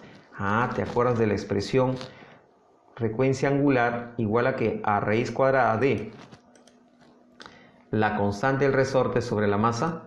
Vamos a reemplazar la frecuencia angular 2 raíz de 3 raíz cuadrada de la constante me está indicando que es igual a 6 newton por metro. ¿Listo? Muy bien. La masa me va a salir 0,5 kilogramos. La respuesta es la alternativa A. Muy bien. Interesante también el ejercicio. Vamos con más ejercicios. Ejemplo 5. Me dice, una partícula con movimiento armónico simple tiene un periodo de pi segundos. Vamos anotando ello en nuestros apuntes. Vamos anotando ello, que el periodo es de 2. No, el periodo es de pi segundos, siendo su rapidez máxima de 30 centímetros por segundo. ¿Te acuerdas dónde la rapidez es máxima? ¿Te acuerdas? ¿En los extremos? ¿En la posición de equilibrio? Claro, en la posición de equilibrio, ¿ya? Justo, tiempo igual a 0 implica pues que estás activando tu cronómetro. Justo cuando activas tu cronómetro vas a tener pues que el cuerpo que se encuentra a una posición de 7,5 centímetros por el lado izquierdo. ¿Por qué digo ello? Mira, lee, ahí está, ahí dice menos 7,5 i. Bueno, el i es el vector unitario, el vector direccional, ¿sí? Y se encontrará pues al lado izquierdo, perfecto, pero dirigiéndose hacia la posición de equilibrio. O sea, una cosa es la ubicación, otra cosa es la dirección de la velocidad. Determine su velocidad en función del tiempo. Me piden la ecuación de la velocidad. ¿Listo? Conocemos pues que la ecuación de la velocidad tiene esta forma. Omega por A coseno omega t más alfa.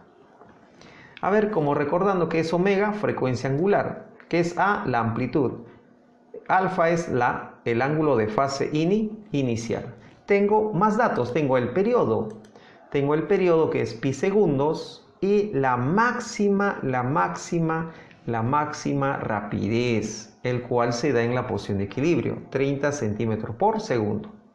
Siempre digo a los estudiantes pues que cuando ustedes estén desarrollando un ejercicio de movimiento armónico simple, mi recomendación es que dibujen al cuerpo en los extremos donde la velocidad es 0 y también en la mitad donde la velocidad es máxima. ¿Sí? Bueno, ese es un buen alcance.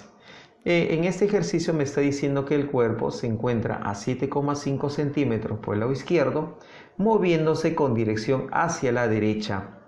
¿Ya? Moviéndose con dirección hacia la derecha. Vamos a rescatar este dato. Rapidez máxima 30 y eso es omega por A. Y eso ya está entonces en 1. Mira, reemplaza en 1. Omega por A, ¿a qué es igual? 30. Eso voy a reemplazarlo. ¿Sí? Ya estamos avanzando, ya estamos construyendo nuestra ecuación de la velocidad, ¿o no? ¿Qué nos faltaría? Ya sabemos que esto es 30. Nos falta omega, nos falta alfa. ¿Sí? Estamos construyendo nuestra ecuación de la velocidad. Vamos por el omega. El omega, frecuencia angular, sabemos pues que es 2pi entre el periodo. ¿Sí? 2pi entre el periodo. El periodo ya lo tengo acá arriba. Ya tengo el omega. 2pi entre pi. 2. ¿Pero 2 qué? 2 radian por segundo. Ya tengo el omega. Ese omega está aquí. Ya tengo el omega. Reemplazando en la ecuación 2. ¿Qué puedo conocer ahora?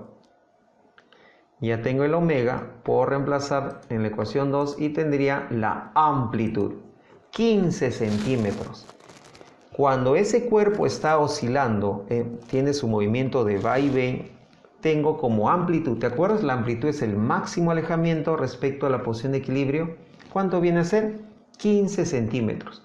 De manera sencilla, como también puedo estudiar el movimiento armónico simple, con un movimiento circunferencial uniforme a una partícula girando en el sentido antihorario, con un radio que viene a ser igual a la amplitud, ¿o no? ¿Sí? ¿Te acuerdas? Sí, te acuerdas. Muy bien, muy bien. Con un radio igual a la amplitud. Entonces, por acá, en la ecuación 3 tengo, mira, ya estoy avanzando en mi ecuación de la velocidad. Es 30 coseno de 2t más alfa. Ahora, mi problema es hallar alfa. La fase inicial. La fase inicial. ¿Sí? Y eso sabes muy bien que es en el tiempo igual a 0. Cuando yo quiero hallar el alfa, puedo hacerlo ¿qué? Haciendo tiempo igual a 0. ¿Sí? Tiempo igual a 0. Muy bien. ¿Seguimos? Perfecto. Ahí está. Justo en el tiempo igual a 0, como dice el texto acá. Tiempo igual a 0, ¿dónde se encuentra? Se encuentra ahí. El ángulo de medida alfa, esa fase inicial, siempre se determina, a ver, en nuestra teoría habíamos planteado esto. Si esto viene a ser el MCU, aquí está el centro. A partir de acá, si el cuerpo está por acá en el tiempo 0, ahí está el alfa. Otro. A partir del MCU, si el cuerpo está por acá en el tiempo 0, el alfa, ¿cuál es? Todo esto. Siempre es en el sentido antihorario y respecto a este semieje. ¿Ya? Entonces, lo mismo estoy haciendo acá.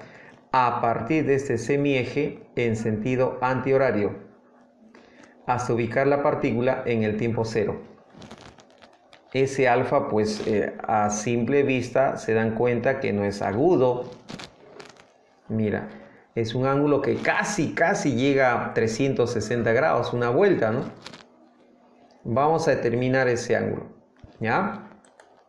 Ese ángulo, ¿a qué ser igual? Bueno, al menos ya sabemos que es más de 180 grados, ¿no? Ya sabemos que es más de 270 grados, ¿sí? ¿Listo? ¿Sí o no que vamos a determinar alfa conociendo este ángulo? Si este ángulo se conoce, ya tengo el alfa, porque toda la vuelta corresponde a 360 grados. Gracias a que el radio es la amplitud. ¿La amplitud cuánto es? ¿La amplitud cuánto es? Dime, ¿cuánto es la amplitud? ¿Ya tenemos la amplitud? Claro, ya tenemos la amplitud, 15 centímetros. Por eso acá el radio es 15 centímetros. ¿Ve? Listo. Por acá se está formando un triángulo. Mira la región que estoy sombreando. Está acá, ¿ve? Ahí está la región.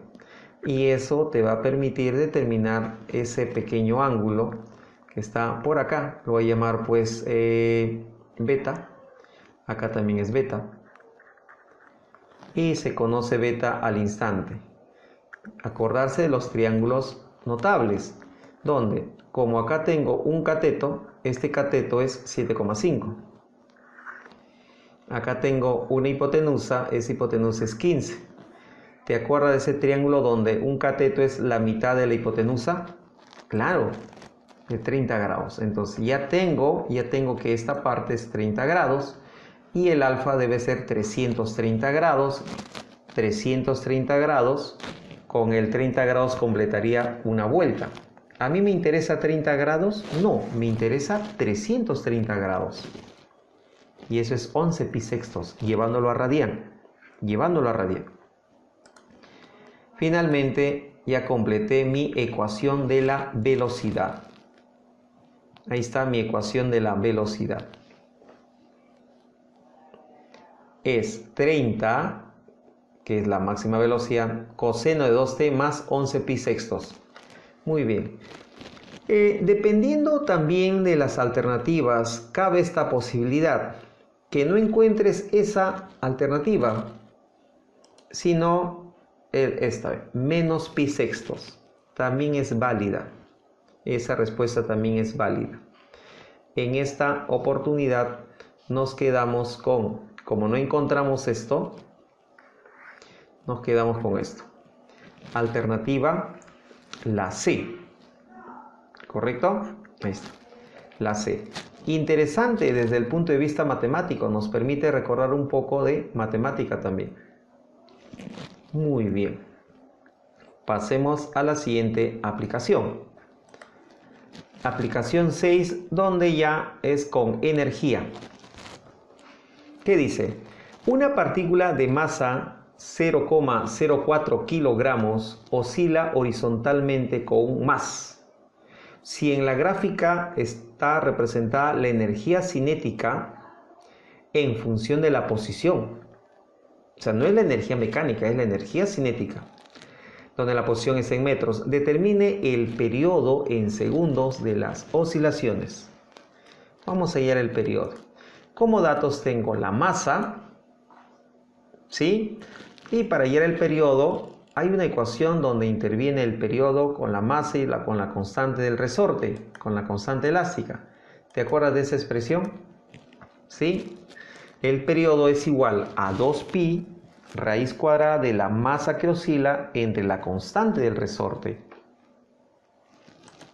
Bueno, vamos a reemplazar al menos lo que ya tenemos. Tenemos la masa, 0,04. Entonces, a esto lo vamos a llamar ecuación 1. ¿Me dejo entender? Paso siguiente es determinar la constante K, la constante del resorte. Para ello voy a valerme de la información que hay en el dibujo, porque en el texto ya no tengo más información que aprovechar, pero sí en el dibujo. ¿Qué estás notando en el dibujo? Mira, que cuando la posición es raíz de 2 sobre 10, la energía cinética es de 1 joule. ¿Sí? Este punto, que es parte de la gráfica, parte de la función, te está señalando eso, que cuando la posición es raíz de 2 sobre 10, la energía cinética del cuerpo es 1. Y profesor, ¿y qué es 2? 2 es la energía cinética máxima. Y teoría, esa energía cinética máxima es la energía mecánica. ¿Te acuerdas?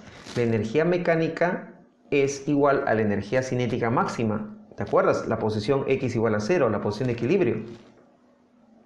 O sea, en el dibujo me está diciendo que la energía mecánica, la energía del sistema, es decir, la cinética más la potencial, vale 2. Vale 2. En cualquier posición que tenga el cuerpo, la energía mecánica, la suma, vale 2. Eso es lo que me está diciendo el ejercicio en el gráfico. Con eso voy a determinar K. En la posición de equilibrio, ¿qué es lo que tengo? La energía cinética máxima, que es 2 joule, que a su vez es la energía mecánica. Y en X igual a raíz de 2 sobre 10, ¿qué tengo? La energía cinética es 1. Pero yo sé que todo vale 2. ¿Sí? Yo sé que la cinética más la potencial vale 2. Si la cinética vale 1, el restante, ¿qué debe ser? 1. La potencial, pues. La potencial. Entonces, voy a reemplazar. Como ya sé que la energía potencial es 1, perdón, sí, pues es 1, ahí está. Y esto es igual a 1/2 de k por x al cuadrado, donde el x ya conozco, ¿sí o no? Es raíz de 2 sobre 10. El x ya conozco. Ahí tengo ya por fin el valor de k. ¿Sí? Ya tengo el valor de k. 100 newton por metro. Y esto lo voy a reemplazar en 1.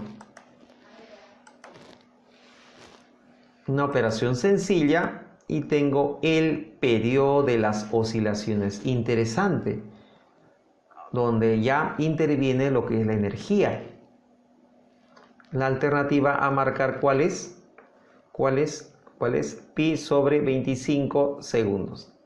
La C. Interesante ejercicio.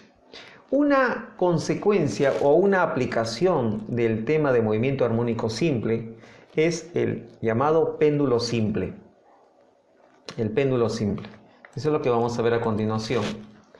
Para una amplitud angular pequeña, despreciable no, sino pequeña, ¿ya? Para algunos consideran menor o igual a 8 grados, menor o igual a 10 grados, y eso ya es criterio del experimentador.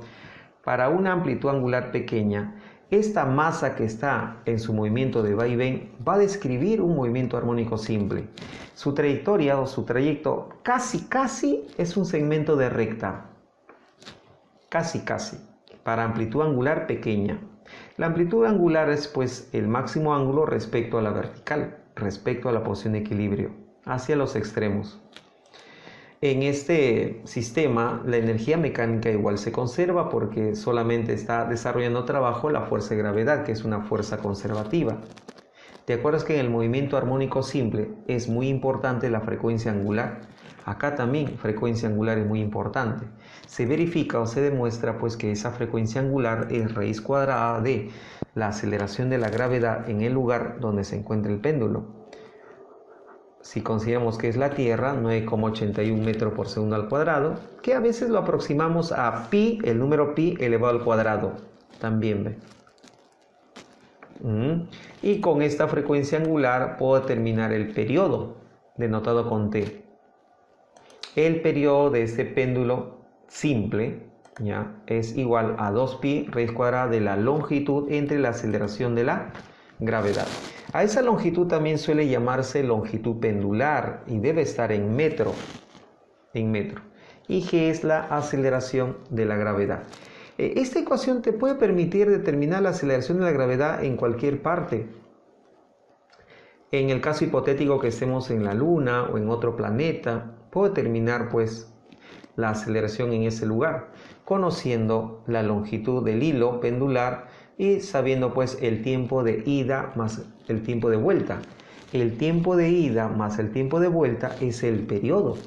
Ah, mira, interesante. Imagínate que viajas, estás en un planeta X y solamente tienes un cronómetro y un hilo, agarras una roca, agarras un hilo, lo amarras, haces que oscile, va y ven. Conociendo el tiempo de ida más el de vuelta, lo mides con el cronómetro, y conociendo la longitud del hilo, ya puedes saber la aceleración de la gravedad en el planeta. Interesante.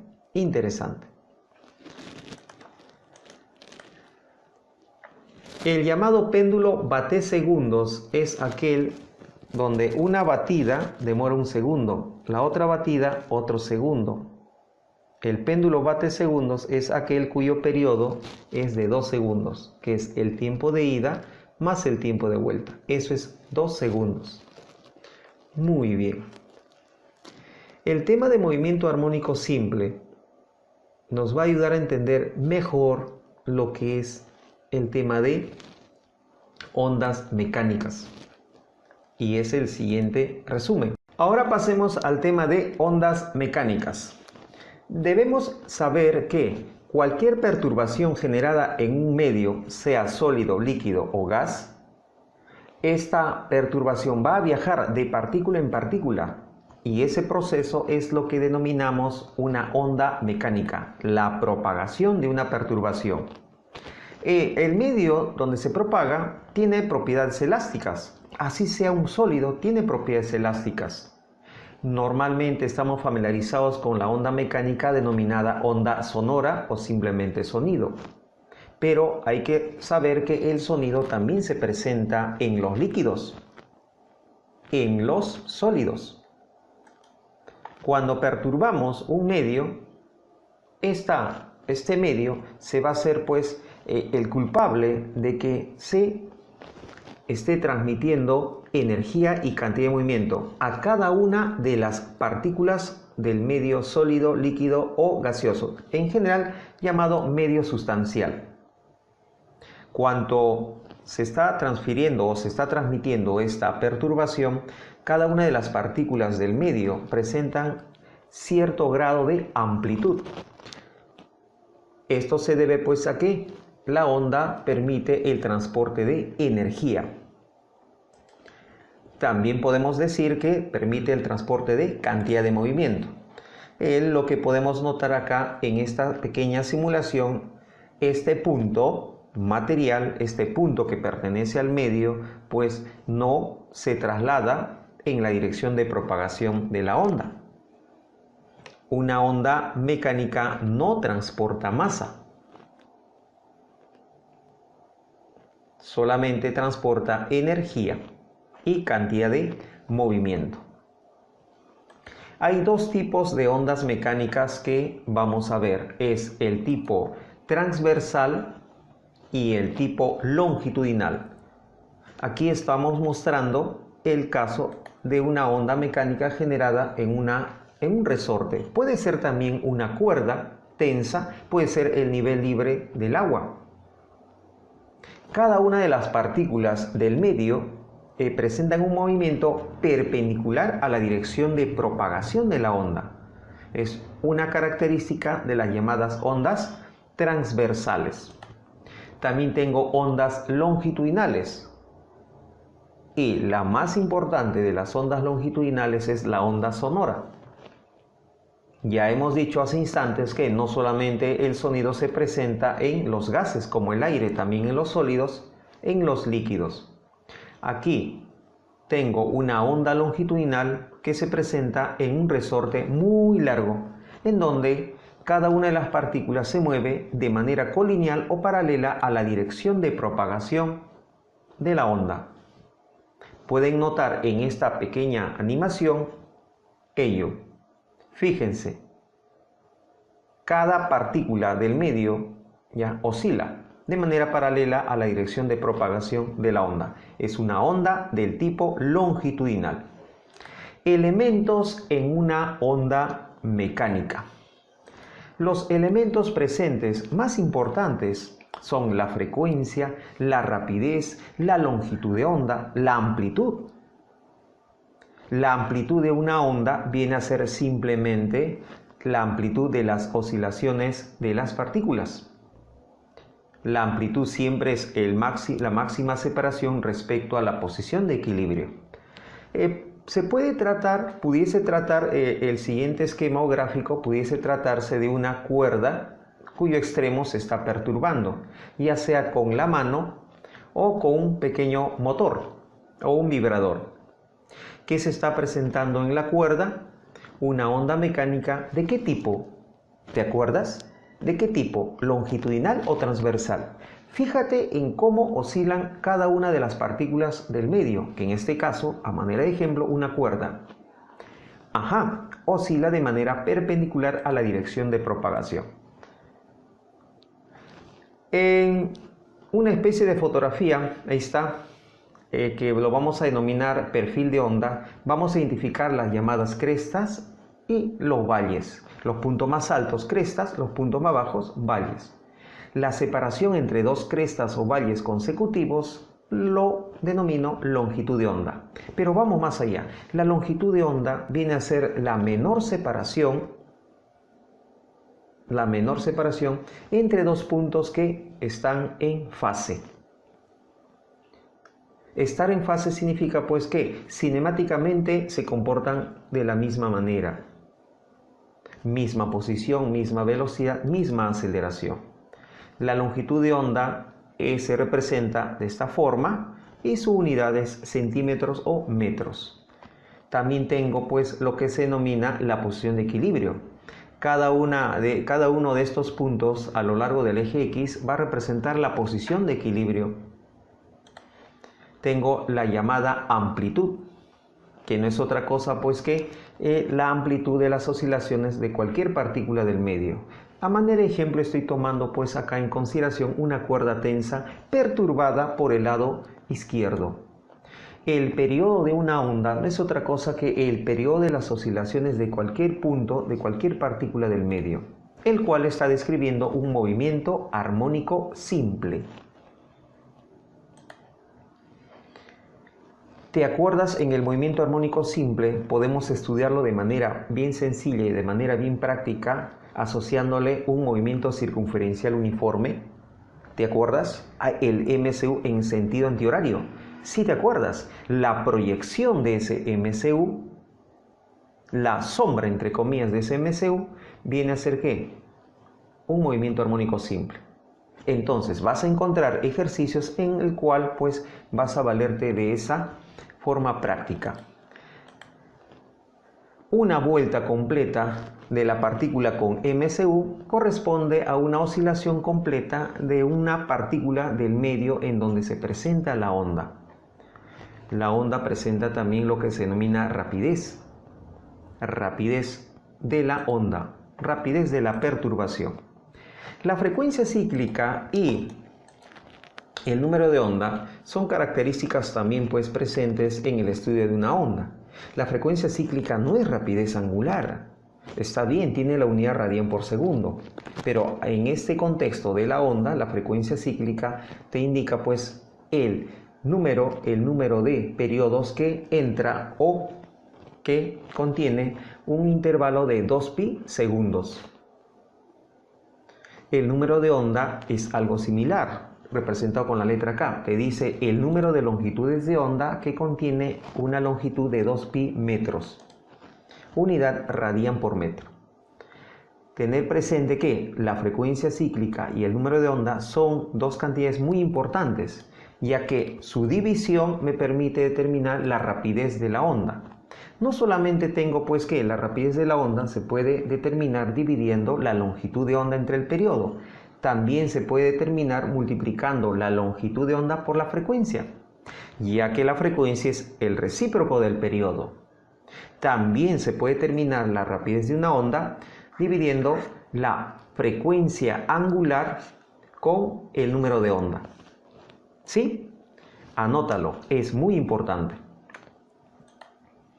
Y algo más trascendental es que la rapidez de propagación de una onda es independiente, ¿ya?, de la frecuencia. No depende de la frecuencia, no depende de la longitud de onda, no depende de la frecuencia de la fuente o del objeto que genera la perturbación.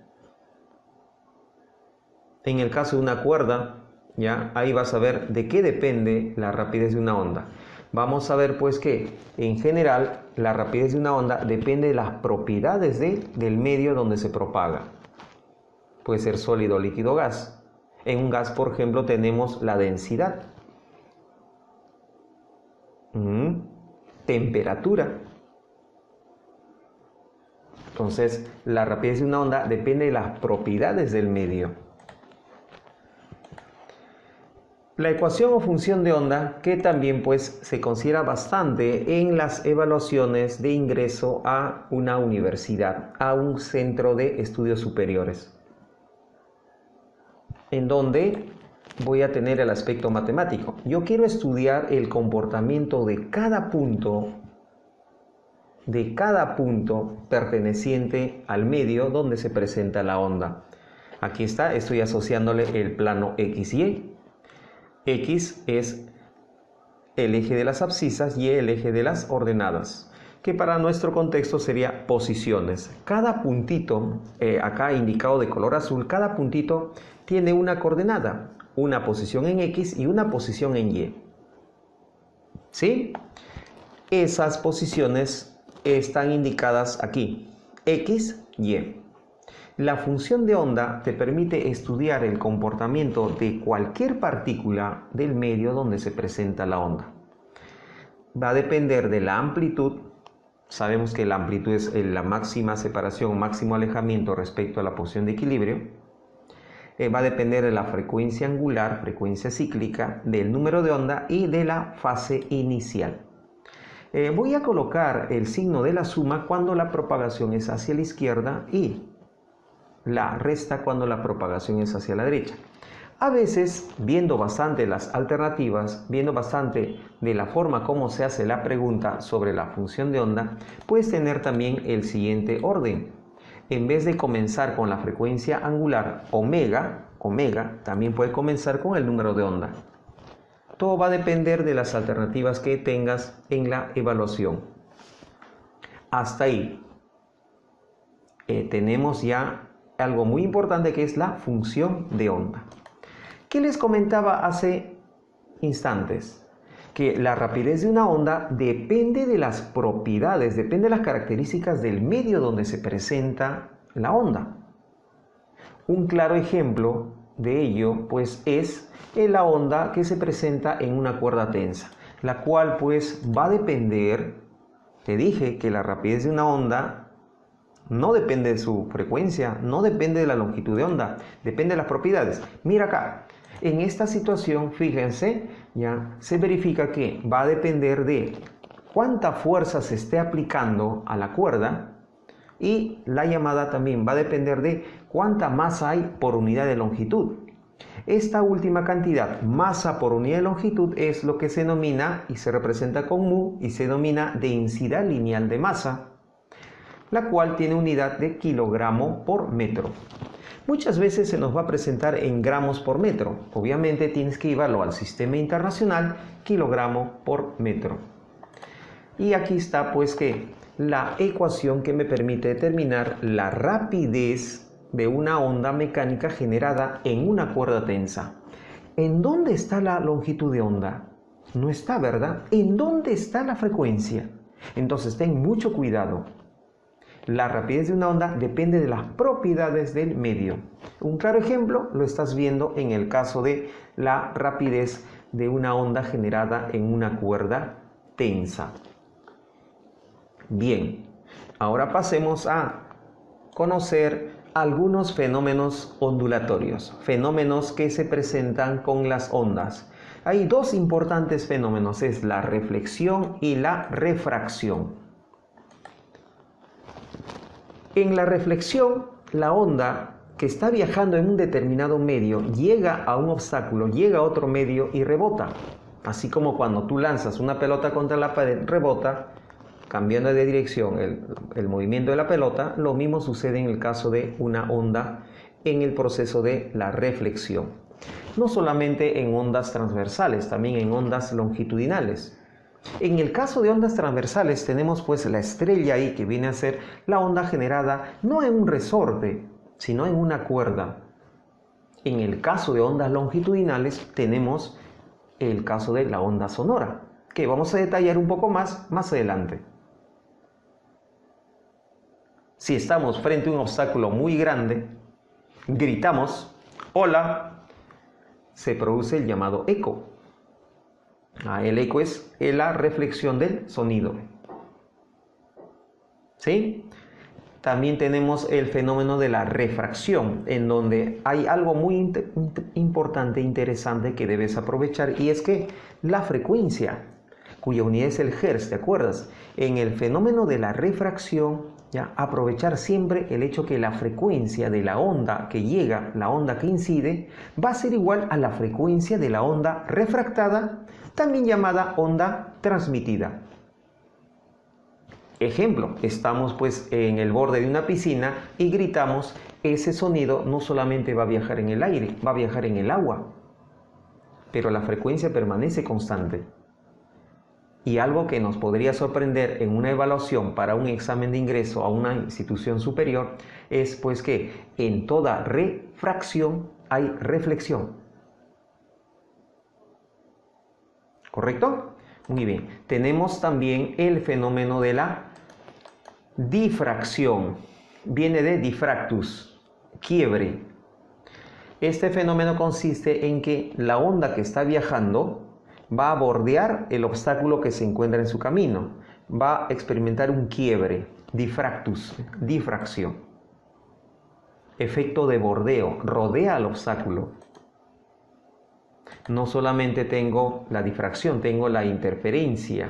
En la interferencia lo que se va a presentar es pues que la superposición, las ondas se van a encontrar al mismo tiempo en el mismo lugar.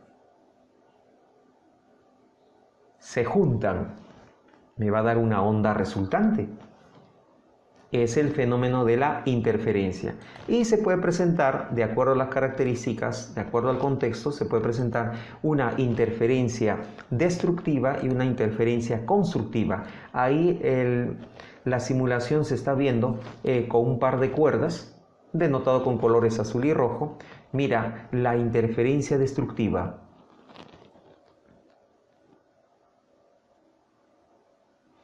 Mira la interferencia constructiva. Interesante, ¿verdad? Claro, el fenómeno de la interferencia. Me voy a centrar en este último fenómeno en donde si tú tomas el extremo de una cuerda y tu compañero, un amigo tuyo quizá también, toma el otro extremo de la cuerda y generan ondas con la misma amplitud, con la misma frecuencia, con la misma amplitud, con la misma frecuencia, pero la diferencia pues es que uno está propagándose hacia la derecha y el otro hacia la izquierda. Entonces se va a dar pues el fenómeno de la interferencia y ahí voy a tener una combinación de interferencia destructiva y constructiva, generándose al final lo que denominamos una onda estacionaria.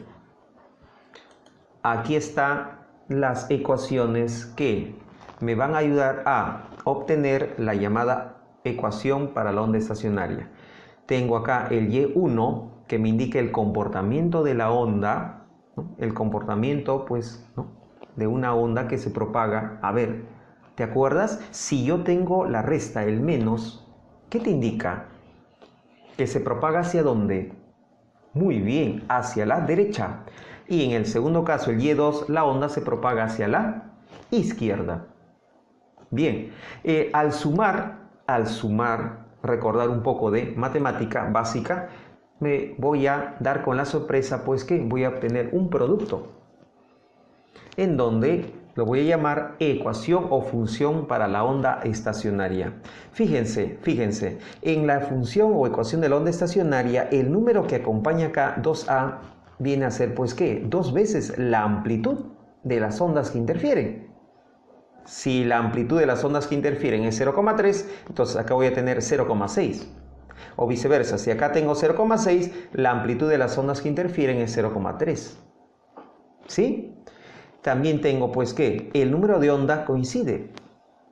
La frecuencia angular omega también coincide. Interesante. Aquí está de color lila, en esta pequeña simulación, el efecto, la consecuencia de la interferencia entre dos ondas, uno viajando hacia la derecha, el otro viajando hacia la izquierda. El de amarillo, por ejemplo, está viajando hacia la derecha. Y el de otro color, así medio tenue, no se nota muy bien, está viajando hacia la izquierda. Interfieren y me van a dar pues una onda estacionaria, que está de color lila.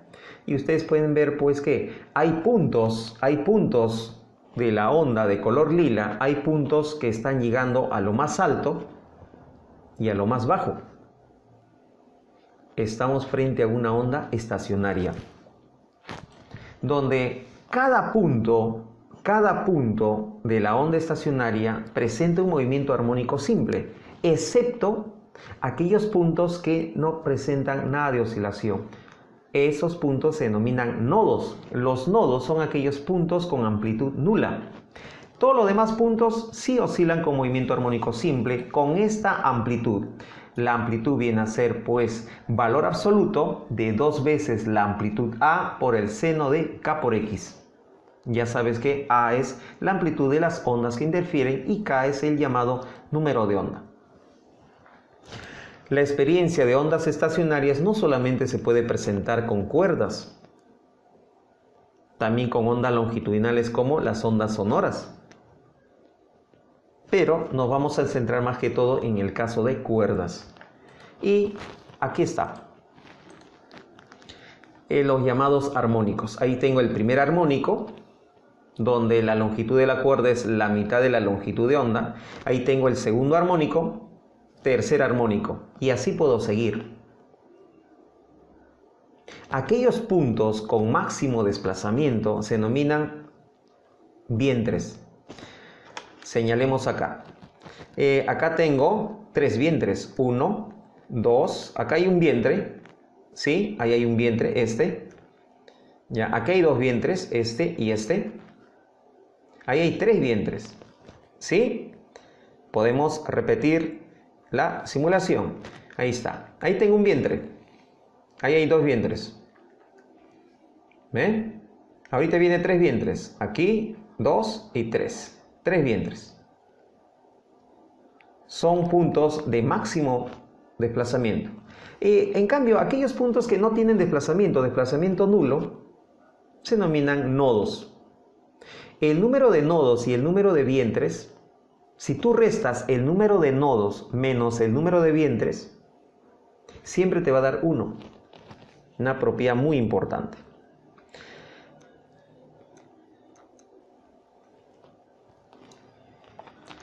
Bien, interesante esta parte. La longitud de la cuerda es L.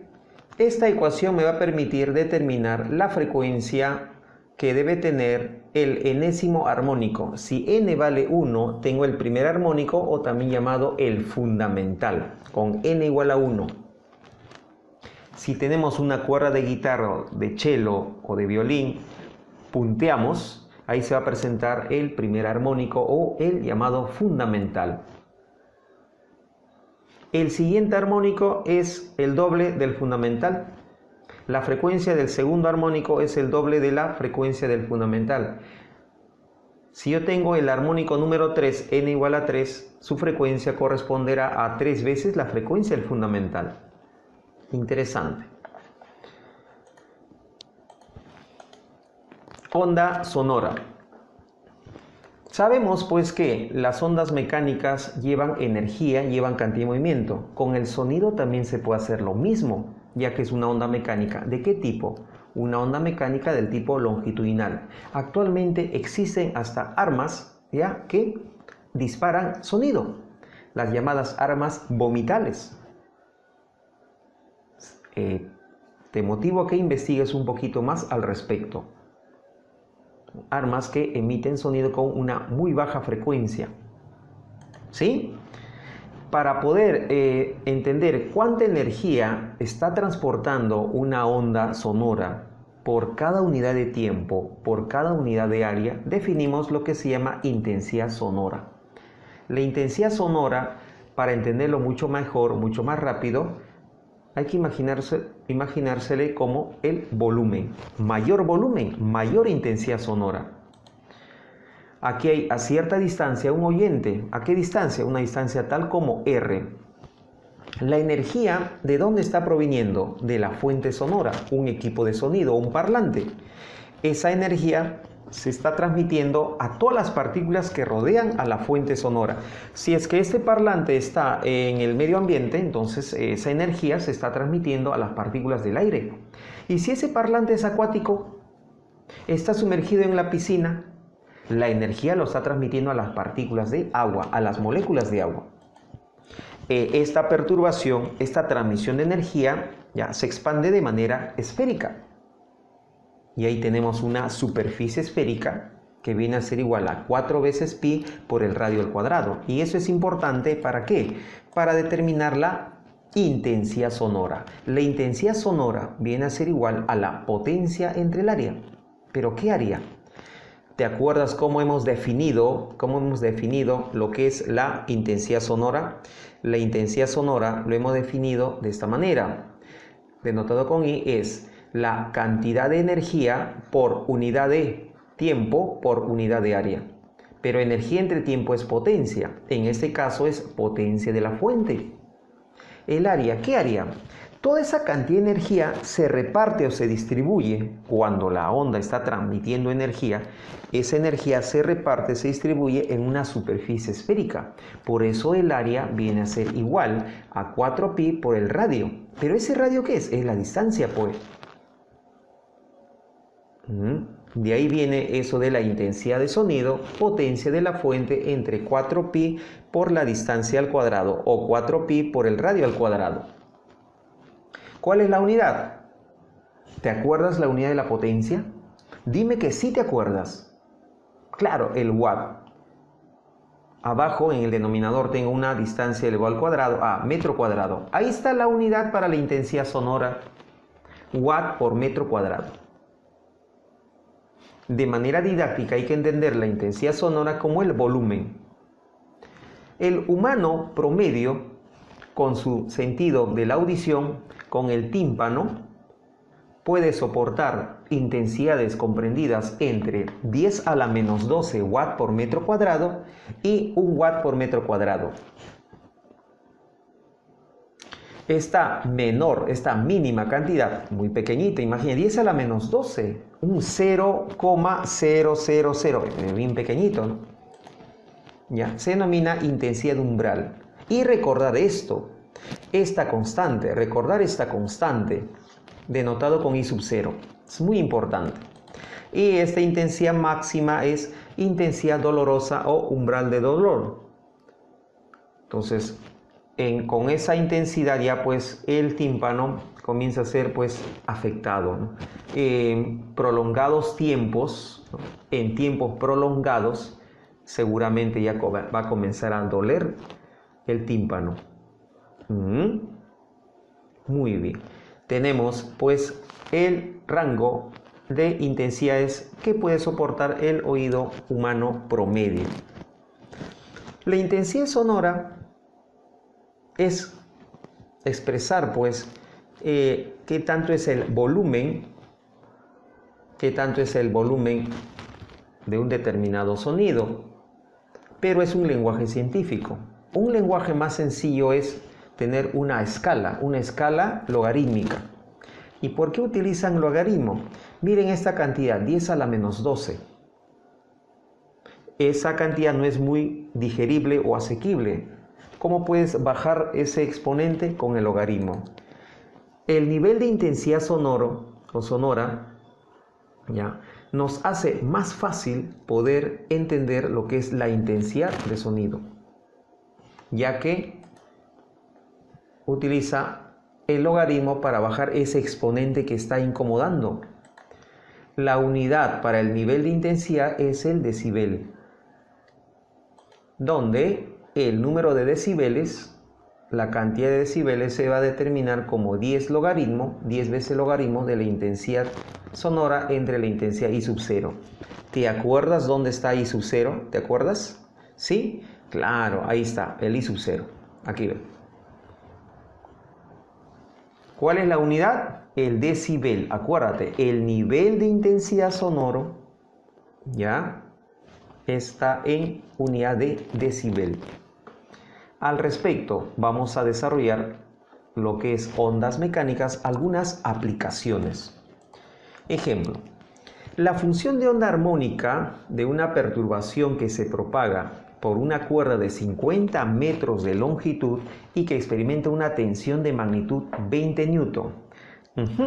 Tengo ahí una función de onda. Determine la masa de la cuerda.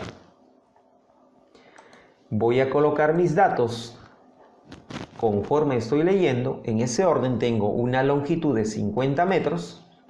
Tengo una fuerza de tensión que lo voy a representar con la letra F, 50. Me están pidiendo la masa de la cuerda.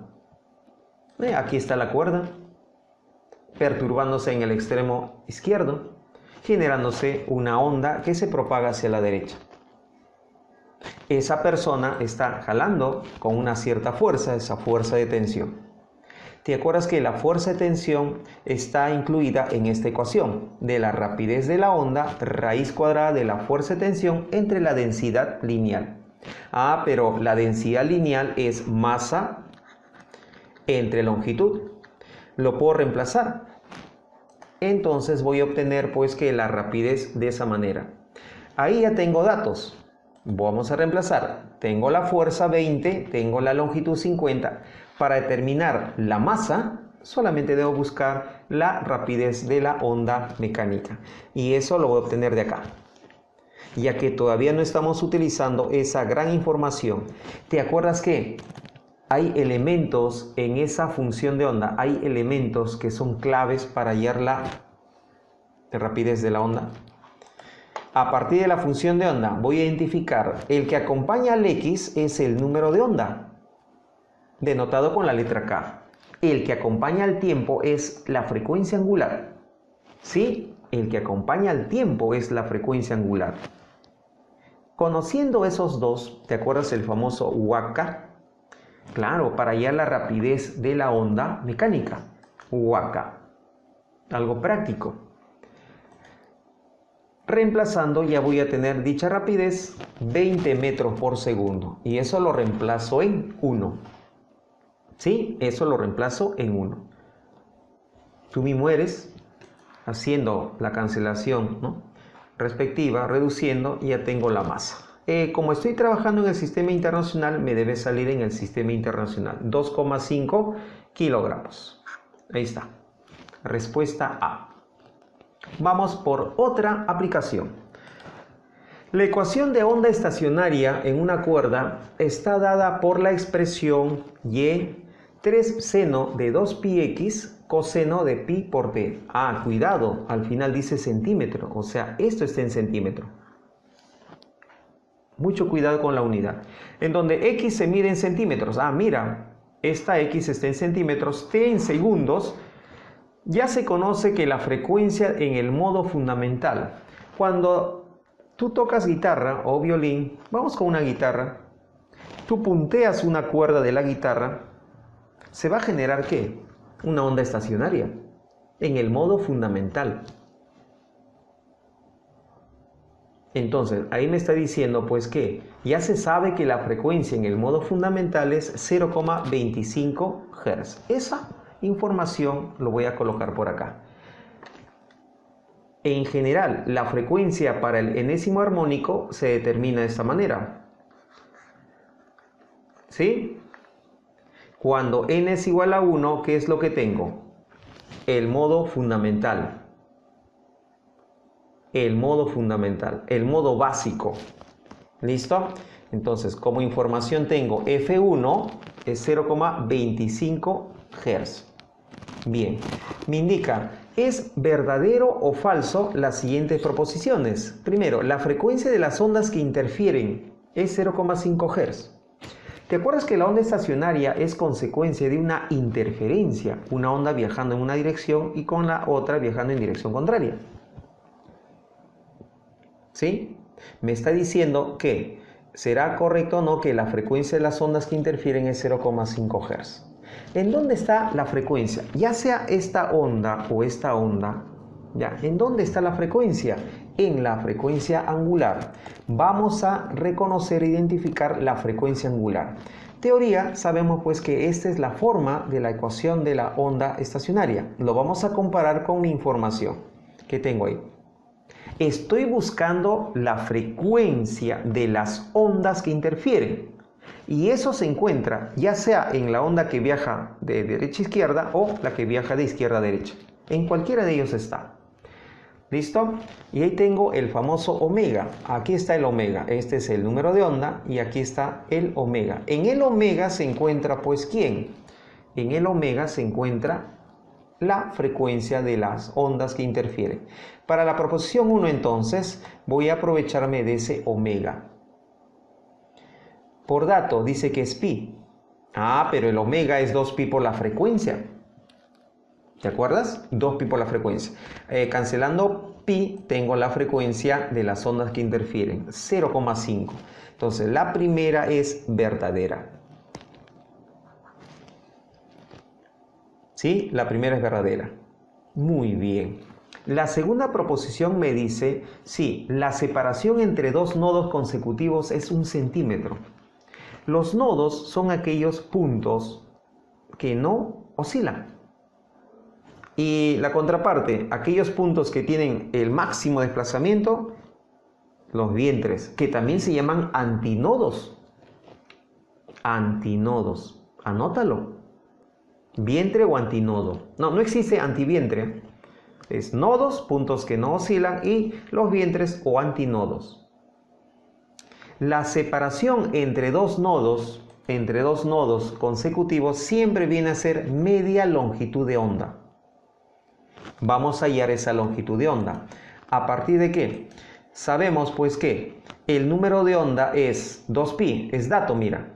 El número de onda K es 2pi, pero el número de onda ¿qué representa? Representa esta expresión, 2pi entre longitud de onda. Ahí tengo la longitud de onda. 1 centímetro. La longitud de onda es 1 centímetro. ¿Verdadero o falso que dos nodos consecutivos están separados 1 centímetro? ¿Verdadero? No. Dos nodos consecutivos están separados media longitud de onda, o sea, 0,5 centímetros. Eso es falso entonces. Tenemos aquí falso. Bien. La tercera proposición. Este es falso. La tercera proposición dice, la cuerda está vibrando en su segundo armónico. Vamos a repasar esa parte. Si tengo acá un extremo de la cuerda, acá el otro extremo, en su modo fundamental es así, ¿no? ¿Y qué pasa cuando se presenta ya el segundo armónico? Está. Este es el primer armónico o el fundamental, este es el segundo armónico. Y el tercer armónico, más o menos es así. N es igual a 3. ¿Te has dado cuenta que el número de armónico coincide con el número de vientres? El número de armónico coincide con el número de vientres. Ahí está. El número de armónico coincide con el número de vientres. Ahí está. Siempre la frecuencia de oscilaciones, ¿no?, de la onda estacionaria en el enésimo armónico es n veces la frecuencia para el primer armónico o fundamental. Siempre la frecuencia para el enésimo es un múltiplo del fundamental. Aquí me está indicando pues que ya se sabe que esa perturbación ya presenta en el modo fundamental 0,25 Hz. Eso es importante en el campo de la ingeniería civil, en el campo de la ingeniería eléctrica, cuando hacen tendido de cables. Debido a los vientos, se genera ¿qué? Ondas en esos cables. Interesante la carrera.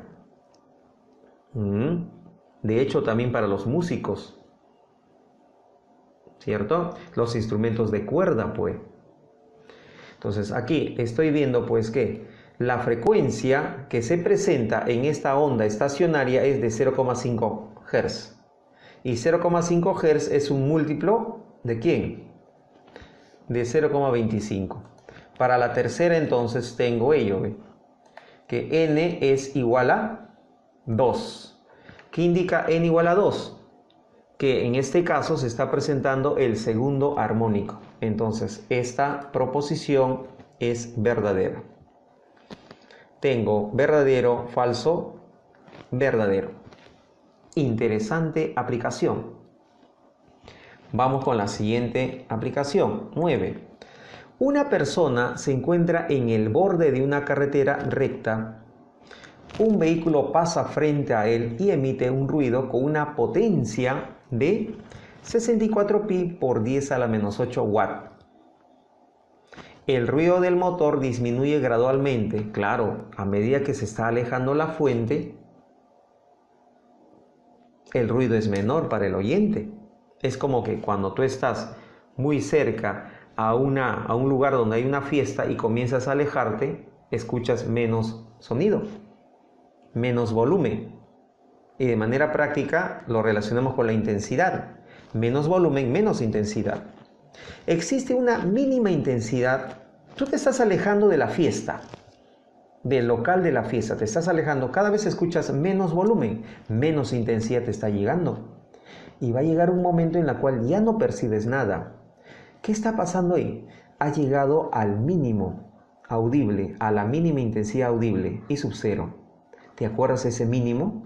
Es 10 a la menos ¿qué? Menos 12 watts por metro cuadrado. ¿Sí? Entonces, eso es lo que está interviniendo en este ejercicio. ¿Por qué? Fíjate, un ruido del motor, dice, el ruido del motor disminuye gradualmente, en cierto instante la persona ya no percibe el ruido. Determina la distancia del vehículo respecto a la persona en ese instante, o sea, justo en el instante en que ya no percibe, te piden esa distancia. Muy bien, voy a colocar por aquí resolución. A medida que la fuente sonora se aleja de la persona, que es el oyente, ¿qué sucede? Disminuye la intensidad. A mayor distancia, denotado con la letra R, a mayor R, menor intensidad. Y hay una mínima intensidad. Para una distancia X ya se está logrando la mínima intensidad, porque la persona dice, hey, ya no escucho. Y justo para ese instante, la separación entre el vehículo y la persona oyente es X. Entonces, reemplazo la intensidad en ese instante es 10 a la menos 12 watts por metro cuadrado. La potencia es la potencia del motor, seguramente, no, la bulla, el sonido de la fuente, que es en la camioneta, ¿ya? 64 pi por 10 a la menos 8 entre 4 pi x al cuadrado. Haciendo la operación tenemos pues la distancia justo cuando ya la persona deja de percibir el sonido. 400 metros. Interesante. Espero que te haya agradado, que te haya nutrido un poco más este reforzamiento número 5 con ustedes. Será hasta otra oportunidad. Nos vemos.